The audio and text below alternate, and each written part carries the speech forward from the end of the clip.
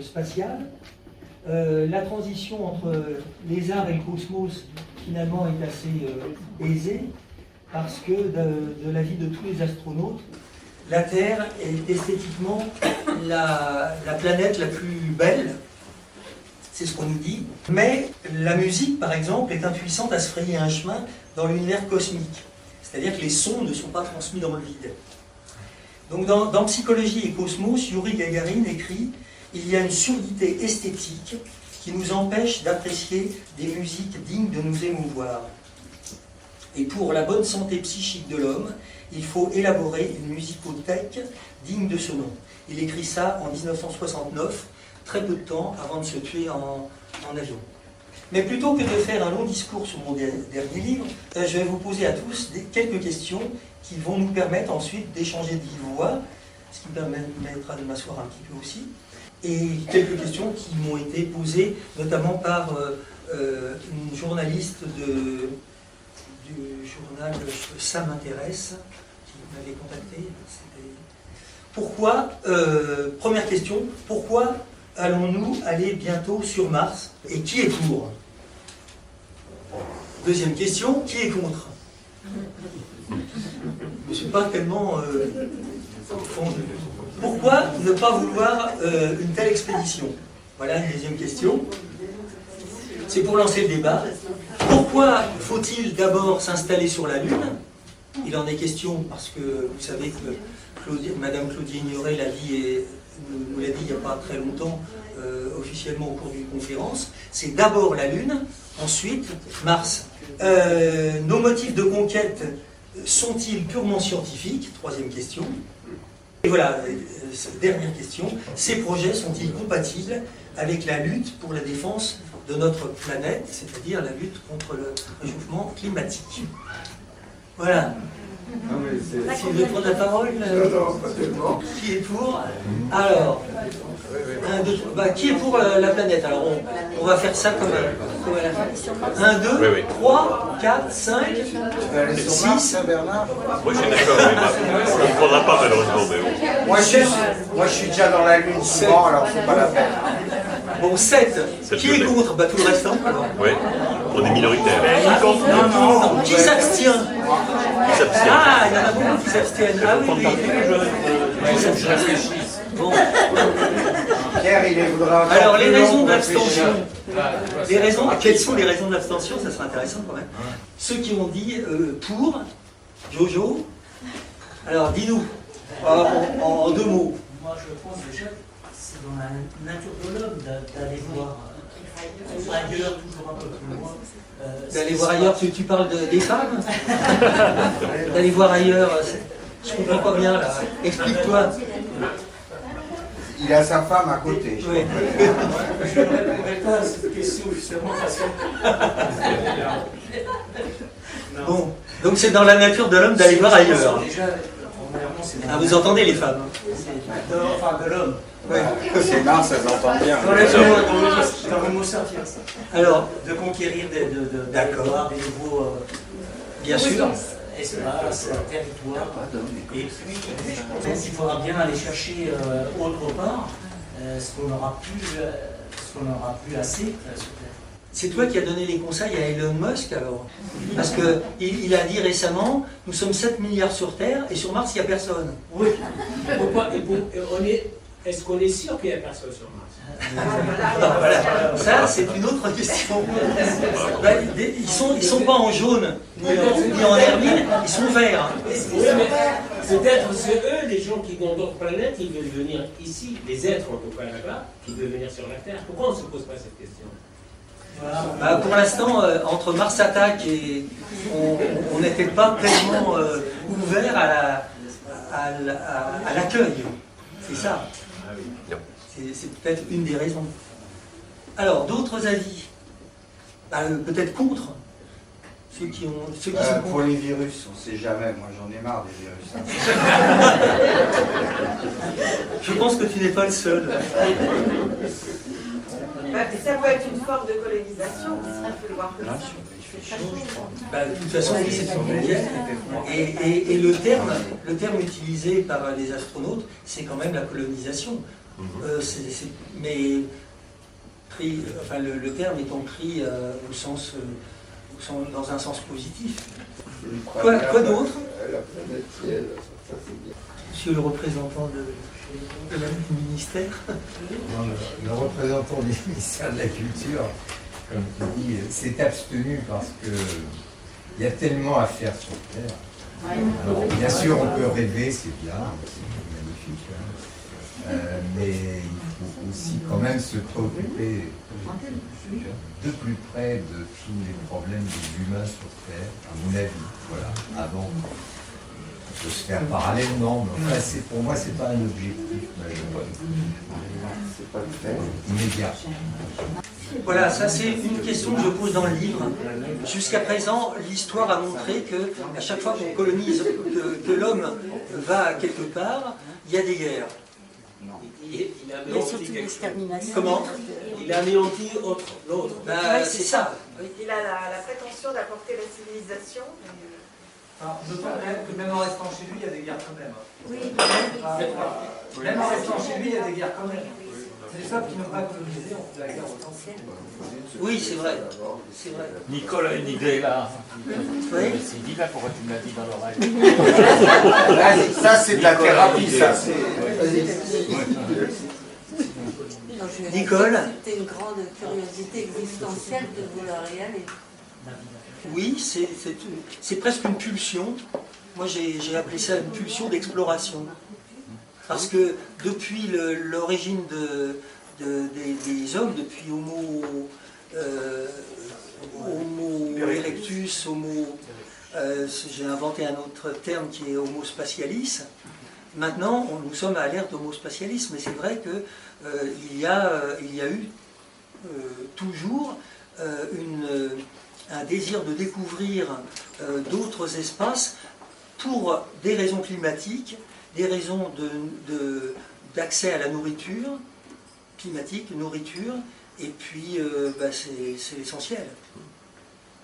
Donc on s'est déplacé, quand on a une vision un peu géologique de l'évolution de l'homme, on se rend compte qu'en fait, quand Lucie est sortie et ses congénères est sortie de Lafare, elle est partie, elle s'est étendue dans le monde de l'Eurasie, qu'on appelait à l'époque l'Eurasie, et puis ensuite, voilà, on a pris possession de toute la Pangée, comme on disait à l'époque, toute la planète. Et comme maintenant la planète, elle est connue pratiquement sous toutes ses coutures, pas les océans, Ouais. pas les océans, mais la planète, on connaît avec les GPS, vous voyez bien, vous avez une expérience avec les GPS, on sait exactement où vous êtes et comment aller à droite, à gauche, etc. Donc en fait, D'aller voir aussi, je ne sais pas si tu le soulignes dans ton livre, mais d'aller voir qu'on n'est pas tout seul dans l'univers, c'est des vieilles questions qu'on n'a pas inventées d'aujourd'hui. Hein. moi je pense moi je me sentirais toujours tout seul. Oui, d'accord, mais c'est pas le même contexte. Ah non, Oui, bien sûr. Non, en plus je suis entouré de tous mes amis et des étudiants qui viennent de loin en plus. Donc ça, la pulsion d'exploration, oui. Quoi d'autre? Quel autre ressort, selon vous? Amasser plus de richesses. Oui. Alors voilà, ça c'est quelque chose qui est un peu tabou chez les astronautes. Non, mais c'est vrai que ceux qui sont ambassadeurs ne parlent jamais ils mettent en avant les raisons scientifiques. Je parlais de l'homme sur Terre. Hein. Oui, mais aussi des richesses. Si on va sur la Lune, c'est pour trouver tous les éléments, entre autres, qui sont dans le régolithe lunaire, c'est-à-dire en fait la Terre, en fait. Si vous voulez, le régolithe lunaire contient toutes sortes d'éléments qui sont utiles pour les ordinateurs, tous les terres rares. Voilà, je suis en train de chercher le terme. Les terres rares que nous n'avons pas sur notre planète et qui se trouvent en quantité importante. Et sur Mars, en particulier, c'est ce que l'on vise, c'est surtout l'hélium 3. L'hélium 3, c'est de l'hydrogène mais qui a comme caractéristique, si on arrive à faire une fission avec, c'est ça, hein, une fusion, pardon, pas une fission, une fusion. C'est en France hein, qu'on a installé tout un dispositif pour créer la fusion nucléaire. Si on crée une fusion nucléaire, nous aurons de l'énergie, alors ça fait rêver, hein. Nous aurons de l'énergie sans avoir le moindre déchet radioactif. Donc ça, le jour où j'ai découvert ça, j'ai compris pourquoi on allait là-bas. Comment allons-nous respirer? C'est facile. Alors c'est facile de le dire, hein, mais on va envoyer déjà, aussi bien sur la Lune que sur Mars, ils y sont déjà d'ailleurs le rover, une usine qui s'appelle MOXIE. Ça veut dire Mars, Oxygène, je sais plus, c'est un acronyme, et c'est donc une fabrique une usine qui fabrique de l'oxygène. Comment allons-nous nous protéger des radiations, puisqu'il n'y a pas de protection, à 2 mètres à 50 cm sur la planète Mars, les radiations sont arrêtées. Donc il suffit de prendre le métro. Celles et ceux qui sont venus en métro, vous descendez bien plus que 1 mètre ou 2 mètres. Donc on voyagera comme dans le métro. Et voilà, ça c'est pour donc le moyen de vivre, de respirer. Alors comment l'énergie, c'est le cœur de l'affaire. L'énergie, alors comment allons-nous faire? Il y a des piles Vondaire. Oui.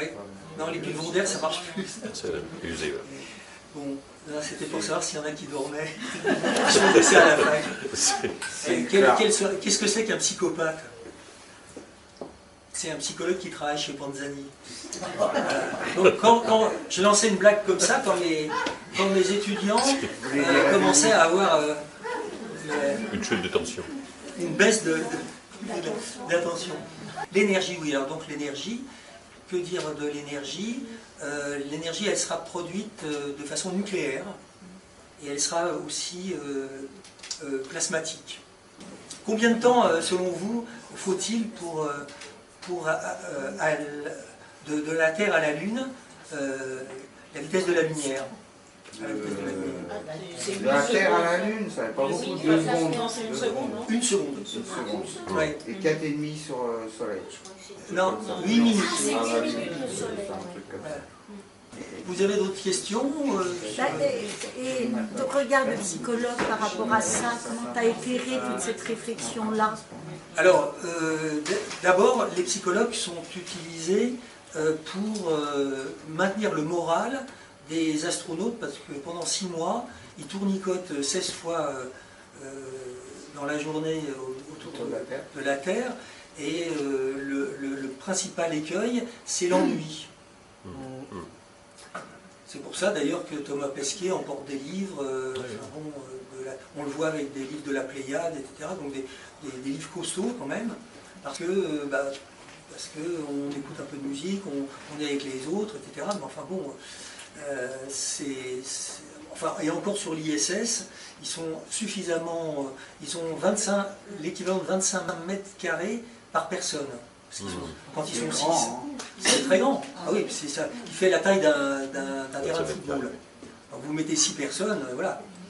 Mais dans la capsule Orion qui va aller sur Mars, là ce sera plus exigu. Donc là, il va falloir aborder, il va falloir que des psychologues au sol puissent soutenir le moral, et puis soutenir le moral et écouter, mais écouter, avoir une écoute psychologique pour répondre à ta question, parce que ça arrive aussi qu'ils se disputent. Et quand ils se disputent, ils se font la tête. J'ai eu la chance de rencontrer d'abord beaucoup d'astronautes, surtout américains mais russes, et il y a un des Russes qui, pas celui que j'ai rencontré mais un autre, qui dit mais au bout de 6 mois on avait envie de se tuer. C'est-à-dire, on ne supportait pas, voilà. Donc là, il faut qu'il ait, pour répondre à ta question, il faut qu'il y ait des personnes qui connaissent un petit peu l'état de confinement, si je puis le dire. Ça s'appelle des conditions ICE. Isolation, Confinement, Extreme. Donc les conditions ICE, on les connaît, nous, on les vit. Et vous voyez bien qu'on les vit mal. Non mais il pourrait se faire coacher par des prisonniers. Parce que moi je suis en train de lire un truc, parole de détenus. Hein, je peux dire qu'ils sont dans un confinement très très court. C'est sûr. Qui s'en sortent et qui la mettent, qui font quelque chose de cet isolement pour devenir, changer de vie, devenir quelqu'un. Avec l'aspect du futur que tu as parlé tout à l'heure. Être dans le futur pour pouvoir. Pourtant, eux, ils ont bien réussi leur vie, donc je ne sais pas comment le futur. Les astronautes, souvent, c'est un désir profond.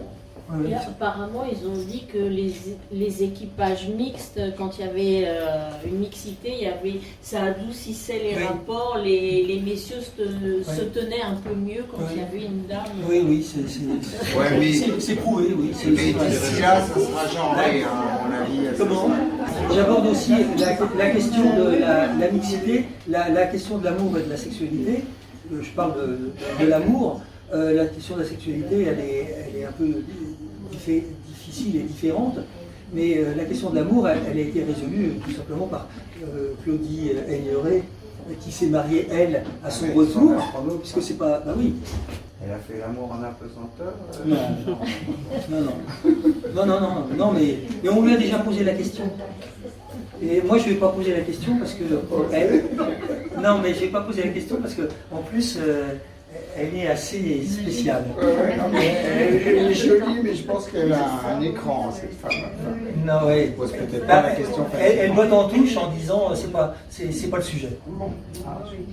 Mais bon, donc l'amour est. Il y a eu un mariage qui a été réalisé entre une américaine d'origine russe et un russe. Et le mariage a été considéré comme nul. Ah bon? Oui. Et pourquoi? Parce qu'ils ont considéré qu'il n'y avait pas un espace précis. Puisqu'ils tournent. Donc il n'y a pas de lieu. Vous êtes mariés où? Donc, alors, en fait, ce qu'ils ont fait, c'est qu'ils se sont mariés au retour à Moscou. C'est moins romantique. Donc, est-ce qu'il y a un entraînement à plusieurs avant le départ dans les SS ou autres? Est-ce qu'il y a un entraînement à plusieurs, puisqu'on parle de ça? Enfin, je dirais, est-ce qu'ils sont tous les 4 ou 5 ou 6? Enfin, est-ce que c'est un entraînement individuel ou alors de groupe? Ah non, c'est toujours de groupe. C'est obligé. Ils se connaissent depuis longtemps. Voilà. Et ils sont obligés, ils sont contraints, toutes les équipes qui partent sur les SS ou qui se préparent à être astronautes, sont obligés d'être non pas des intellectuels, mais des gens qui sont capables de se débrouiller avec genre un MacGyver, si tu veux. Voilà, donc avec bricoler, etc. Et les tout premiers étaient, quand ils retombaient, c'est arrivé pas à Yuri Gagarin, mais à un autre, de se retrouver dans la taïga avec des ours. Donc ils sont armés, ils ont des couteaux et un revolver. Il n'est pas conseillé de tirer dans l'espace. Parce que si on tire dans l'espace, la balle, elle part à 28 000 km/h et elle revient. Si tu tires comme ça devant toi, tu prends la balle, pas longtemps après, tu prends la balle derrière. C'est une manière de se suicider, quoi. Mais quand les équipages sont constitués, ils travaillent ensemble un peu avant de partir et on voit comment ça se passe. Oui. Est-ce qu'on peut enlever quelqu'un qui visiblement va pas du tout avec bien le sûr, groupe, de toute façon. Alors il y a Select-in et Select-out. Ça j'ai expliqué. Select-in, c'est d'abord Select-out, c'est les gens qui sont phobiques, qui sont claustrophobes, etc. On ne prend pas ces personnes-là. Les gens qui ont des troubles de... En fait, on fait passer plein de tests. Donc j'ai énuméré les tests, je ne vais pas rentrer dans le détail, mais il y a toutes sortes de tests psychométriques qui font que si on est caractériel, si on ne supporte pas les gens, si on n'a pas de... Ils appellent ça d'agréabilité, eh bien non, on ne peut pas ne peut pas facilement vivre ensemble. Et je veux dire quelqu'un qui ne s'intégrerait pas à ce groupe précis, pas qui soit... il sera remplacé par quelqu'un. Chaque personne a une doublure, au cas où... Sur le plan psychologique, par exemple, est-ce qu'ils sont préparés à un scénario catastrophique? Parce que tout est possible. Tout le temps. Ils sont entraînés à subir des stress et surtout on les déstabilise. C'est-à-dire qu'on crée, on envoie des petits clignotis, voilà, et donc ils doivent savoir d'où vient la panne et voilà, et quoi faire. Mais alors là, pour le coup, les techniques de psychodrame seraient très utiles. Ils font ça tout le temps. C'est des jeux de rôle. Ce qui est préoccupant, c'est la responsabilité des scientifiques dans cette aventure. Est-ce qu'on peut en effet faire confiance ou pas, et est-ce que c'est très bien de partir et déjà de se poser et de se poser au nom d'une nation. Parce que je ne sais pas si vous avez remarqué, tout le monde dit les corps célestes n'appartiennent à personne. Mais si vous regardez les images du premier homme de Buzz Aldrin et d'Armstrong, qu'est-ce que c'est le drapeau qu'ils ont planté? C'était le drapeau américain. Donc, quand on parlait tout à l'heure de l'entente entre les pays pour la conquête spatiale, mais ça s'inscrivait quand même dans les années 60, dans la guerre froide, dans le contexte de la guerre froide. Ah oui, c'était tendu. Il y avait la compétition entre l'URSS et les États-Unis. Oui, mais ça avait un aspect positif parce que justement, il y avait la guerre entre les Américains, enfin la guerre froide, non, mais ça stimulait et les Américains et les Russes. Donc, mais quand même, c'est vrai que c'est énormément d'argent, l'ISS, et les retombées, elles viennent, mais plus tardivement. Les retombées, elles sont technologiques. Par exemple, les airbags. Les airbags, en fait, c'était un moyen pour faire atterrir en douceur sur la Lune. Le système airbag a été conçu d'abord par des ingénieurs de l'aéronautique, du spatial. Est-ce qu'il y a d'autres énormément, évidemment le GPS, quoi. Le GPS qui permet. Il faut 3 satellites, voire 4 satellites, puisqu'ils ne tournent pas ensemble. Donc il faut, quand vous donnez X, Y, Z, quand vous donnez vos coordonnées, il faut qu'il y ait au moins 3 satellites, parce qu'il y en a un qui se trouve en Chine, un autre qui est je sais pas, au Japon, un autre qui est à Clermont-Ferrand. Est-ce que vous pouvez nous parler des taïkonautes? Les taïkonautes, je donnerais plutôt la parole à Winnie ou à Yann. Vous pouvez nous dire des choses sur les taïkonautes, les astronautes chinois? Déjà, il y a un avantage chez les Chinois, c'est qu'ils sont plus petits. Et ça, c'est très important parce que la taille est importante. C'est pour ça que Gagarin avait été choisi, entre autres, parce qu'il était petit. Il ne faut pas mesurer plus d'1m80. Et encore, 1m80. C'est grand déjà, 1m80, c'est du fameux. Bah oui. Mais Thomas Pesquet, il est plus grand que moi.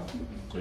Et donc, ce que je peux dire des taïkonautes, c'est qu'ils sont, comme de tout temps, les champions dans le domaine des mathématiques, de la physique et de l'astronomie.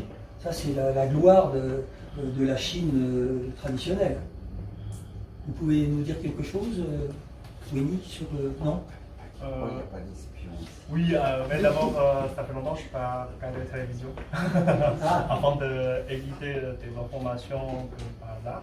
Oui. Et puis, voilà, par rapport aux Chinois dans l'espace, d'abord je suis d'accord avec vous parce qu'une fois on a un petit taille, ça prend moins d'énergie. Ensuite, moins quantité. Comme ça, quand on monte dans l'espace, ça prend moins d'énergie chimique. Du coup, Voilà. Et par rapport aux autres, je suis difficile de rencontrer parce que je ne sais pas trop. En tout cas, les Chinois ont été les premiers à réussir une simulation d'atterrissage sur Mars. Donc ils sont véritablement à la pointe. Il reste peut-être un point qui peut paraître assez complexe, ou enfin difficile à comprendre, c'est la station debout et la pesanteur. Bon, en réalité, il suffit d'être dans un système qui tourne, et on ne s'en rend pas compte, dans un système qui tourne, avec un mouvement uniformément varié. Voilà. C'était mes souvenirs de chimie. Et donc, quand vous êtes dans un avion, vous vous déplacez, vous avez l'impression de ne pas bouger. Là, en ce moment, on bouge. À quelle vitesse? Est-ce que vous savez à quelle vitesse on se déplace? À la vitesse de la rotation. Des milliers de kilomètres. Combien? 20 000 km. Pareil, beaucoup de kilomètres. Beaucoup de kilomètres. 26 000 ou un truc comme ça, on bouge beaucoup. Peut-être même plus que ça encore. Non, la Terre se déplace à combien? À la vitesse de la rotation de la Terre. Non. Oui, mais ici, c'est 20 000 km par jour. 28 000 ou 26 000 km à Paris. 30 km secondes. Ah.